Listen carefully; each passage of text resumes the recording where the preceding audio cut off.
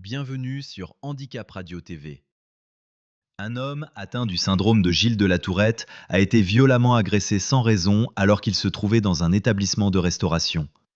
Les faits se sont produits en soirée en présence de plusieurs clients. La victime, qui souffre de tics moteurs et vocaux involontaires liés à sa pathologie neurologique, explique que certains de ses gestes et sons peuvent être mal interprétés par des personnes qui ne connaissent pas la maladie. Selon son témoignage, tout a commencé par des regards insistants, puis des moqueries.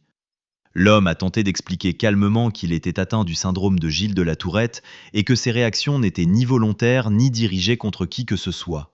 Malgré ces explications, la tension est montée brutalement. Un groupe d'individus s'en est alors pris à lui de manière extrêmement violente, sans qu'aucune provocation réelle ne puisse être retenue. La victime a été frappée à plusieurs reprises, notamment au visage et à la tête. Une bouteille aurait été utilisée comme arme, provoquant un traumatisme crânien. Des témoins ont rapporté une scène d'une grande brutalité, marquée par des coups répétés alors que l'homme tentait de se protéger.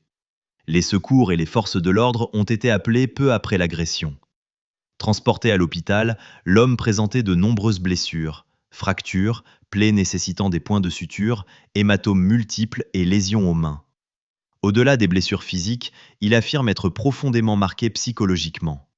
Il explique vivre depuis avec un fort sentiment d'insécurité, des troubles du sommeil et une aggravation de ses tics, conséquence directe du choc subi. Une plainte a été déposée.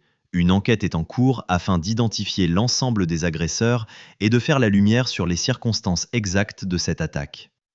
La victime dénonce une agression gratuite et appelle à une meilleure reconnaissance et compréhension du handicap invisible, rappelant que le syndrome de Gilles de la Tourette reste largement méconnu et source de stigmatisation.